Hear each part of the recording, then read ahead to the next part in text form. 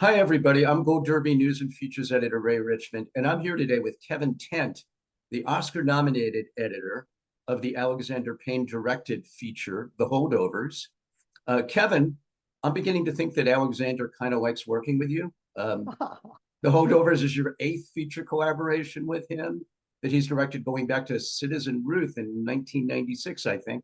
Take us Correct. back to the beginning. How did the two of you meet? It's a kind of a funny story, but we both lived in Silver Lake. We both had the same circle of friends. We had been to parties uh, at the same parties, but we had never met each other. We didn't know each other existed. And then when he got his first feature film, Citizen Ruth, he was looking for an editor. He called a mutual friend of ours, Carol Kravitz, and said, "I can't afford you.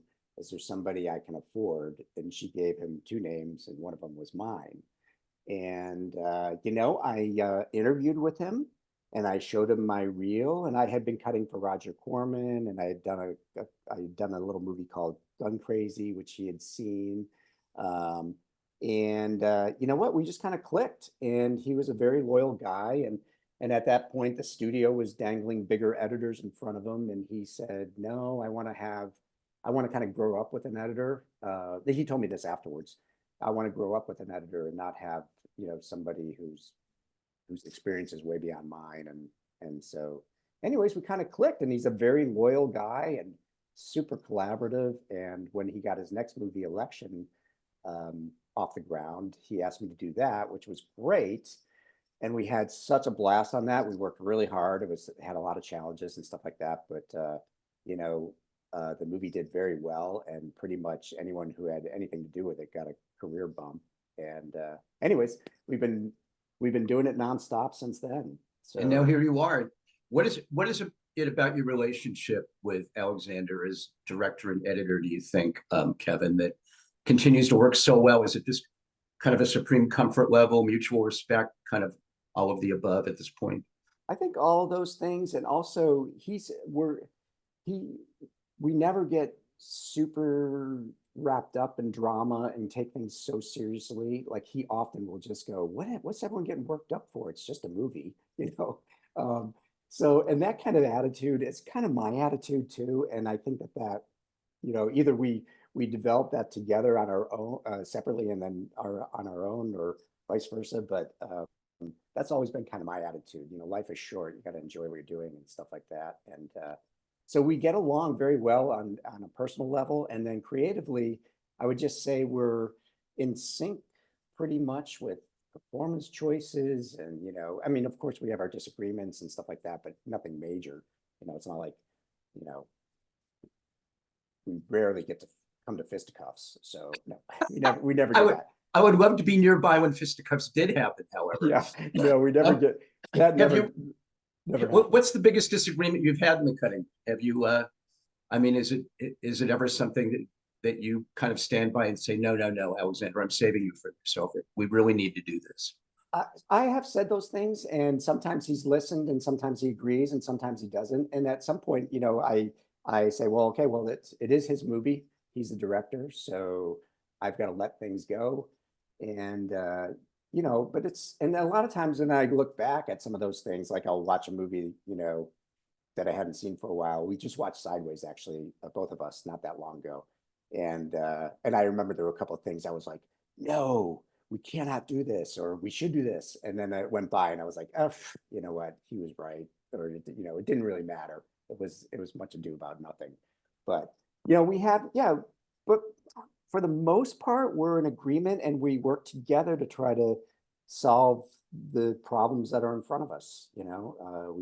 We just keep working on things. But yeah. You must have a shorthand at this point. That I mean, you probably instinctively know what Alexander's looking for when you're editing. I mean, does he ever cross you up with something that surprises you at this point?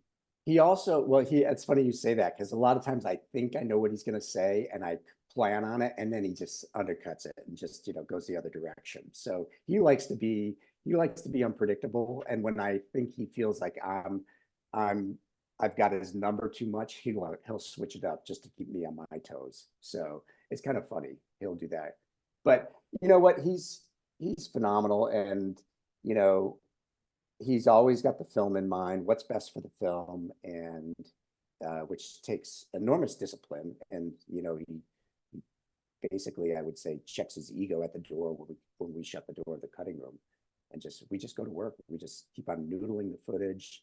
Anything that's bothering us, we keep working on it until we figure out what makes it better. Is it a months long process after in post with your editing after everything's shot? Yeah, we actually we have our own style of working now, which he doesn't watch dailies anymore on the set.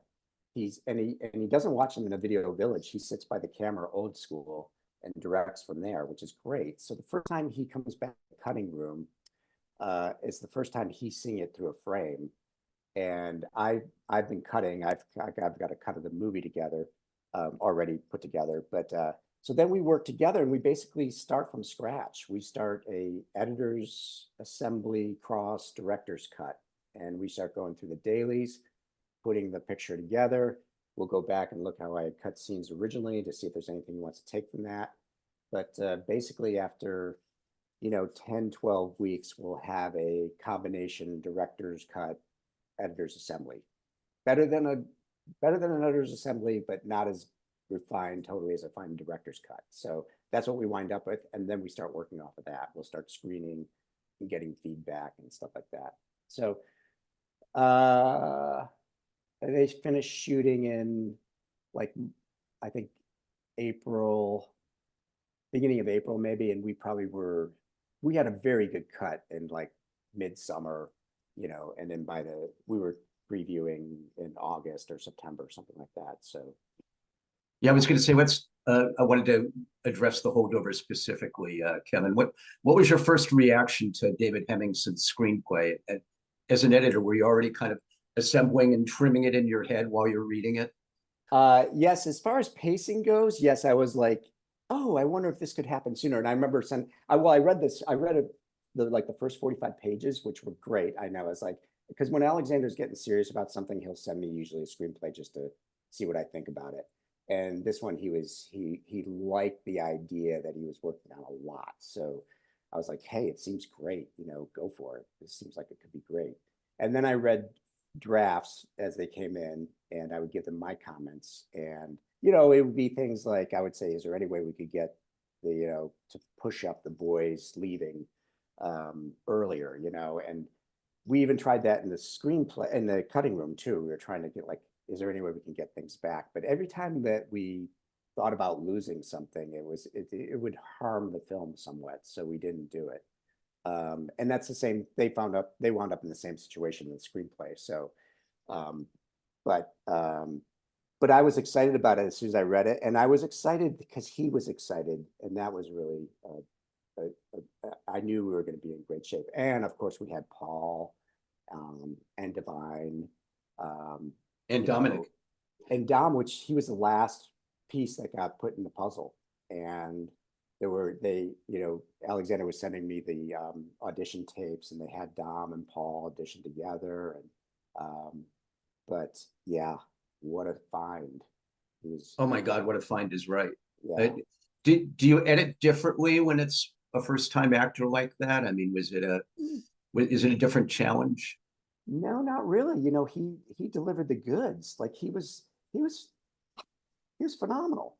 That take in the restaurant where he's talking about his dad and himself. Oh my God, that was just such a powerful scene. Take one. Is that amazing? Wow. I think there are 3 takes, and that's take one, and we held on it for, I don't know, what, a minute and a half or 2 minutes. I mean, it's just beautiful. It's just beautiful. From an editing perspective, Kevin, what did you do to achieve that distinctive 1970s look and feel the Holdovers has? Is it, because I know that they really wanted it to look like a movie that was actually shot in the 70s, not just that what was set in the 70s. Right. Well, Goldberg did just a beautiful job shooting it for starters. It looks so rich. It looks like The Godfather, all those warm colors and the wood and the locations were great. They did so many things. And posts, we did a few, we did a few gimmicky things with adding some grain and some negative and positive dirt, and some pops and crackles in the soundtrack, and it's mixed in mono, so all those things kind of help a lot, I think. And then visually, though, editorially wise, we followed what we normally do, which is we let performances guide our cutting probably 80% of the time, and we just have great performances. And we kind of approached the film like we do all Alexander's films. In fact, there was a Q&A that I did with Alexander a few weeks ago, and that kind of question came up, like, did we try to make it like a 70s film? And I was like, no, we just did what we always do. And then Alexander said, maybe because we've always made films like we were in the 1970s, which is kind of true. Yeah, actually, when I interviewed Alexander, he had said that same thing. Yeah, That's the decade that had the most impact on him, because me too. he was coming of age as a teenager. Yeah, me too. Yeah, absolutely. I still love all those movies. I watch them often. Absolutely. What I love about the film, I think, Kevin, is, I mean, it's sentimental and poignant, but never sappy. Right. I mean, is it kind of instinct that tells you how long, to stay in those moments without pushing too hard? Yeah, totally. And we both, Alexander and I, are super careful not to ever be cloying or over manipulative or schmaltzy. We have a schmaltz alarm built into our systems, I think, or something like that. If it seems too much, we'll cut out or get rid of it. So he's so good about that on the set, for starters, with when he gets his performances, but then we're extra diligent in the cutting room as we're going through things to make sure there's nothing too much. It's always good to have a schmaltz alarm. I find it, even in my life. Yes, it is so true. It's so true. It is. Is there anything that wound up on the cutting room floor that you wish maybe could have made it into the movie, and that when you're watching it, you're thinking, oh man, just that would have really just nailed everything. No, all the stuff that we dropped, and I think we dropped about like a half hour worth of stuff. It was a lot of internal stuff within scenes. We just, we don't need those lines because the actors are doing such a good job. You don't need them to say this, it's like their faces doing the work for you. So get rid of it, And then scenes, we have a few scenes that we drop, but nothing, there's maybe some sweet beats, but nothing that I would think should go back in the movie. Not at all. It seems like you guys are not, Alexander as a director and you as an editor, you're not afraid to trim things down. I mean, painful as it may sometimes be for him and for you. It's more painful for him. Is it safe to say you sort of err on the side of getting, of cutting down when in doubt? I'm a big believer in when in doubt, cut it out. That's huge. But we have a good relationship because he's super good at going. I'm always like, let's tighten. We don't need this. Let's get rid of this. This reaction's too long. Let's tighten. But he's really good at going, wait a minute, that's too tight. I don't feel the moment right there. So let's add, half second back to it. I'm like, okay. So we get to a good spot, I think, where it feels not too long. It feels there's enough time for people to register emotions and things like that. So, but yeah, we're always back and forth on that. That's all the time. Does it feel like the right length, the 2 hours and 13 minutes?